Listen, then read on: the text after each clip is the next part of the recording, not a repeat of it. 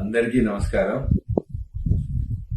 నేను అనుకోకుండా ఈ నెల 11వ తారీఖున బాత్రూంలో జారిపడడం, ఆ తదనంతరం జరిగిన మేజర్ ఆపరేషన్ లో 4 గంటలు ఆపరేషన్ చేయడం జరిగింది.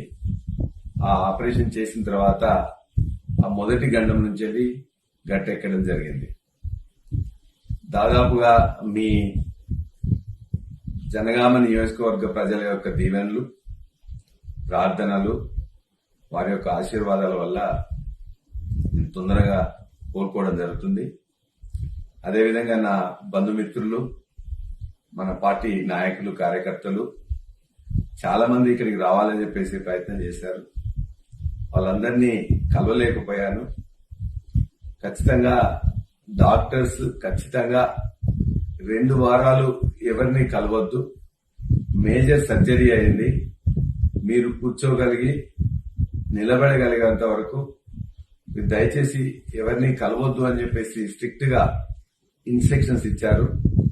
ఇన్ఫెక్షన్ వస్తుంది, ఆ పెద్ద ఆపరేషన్ కి కనీసం 2 వారాలన్నా కలవద్దని వారు చెప్పారు.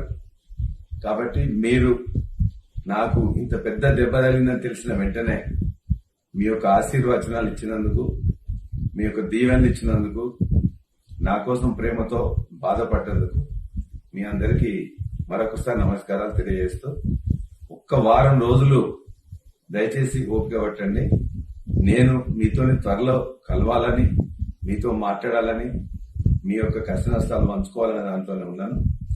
మీకు మరింత సేవలు అందించడానికి ఒక్క వారం రోజులు మీరు ఓపిక పట్టినట్లయితే ఖచ్చితంగా తొందరగా కోలుకొని మీ యొక్క సేవలో నిమగ్నమైతా అని చెప్పేసి ఆశిస్తూ మీ అందరికీ మరొకసారి నమస్కారాలు తెలియజేస్తున్నాను.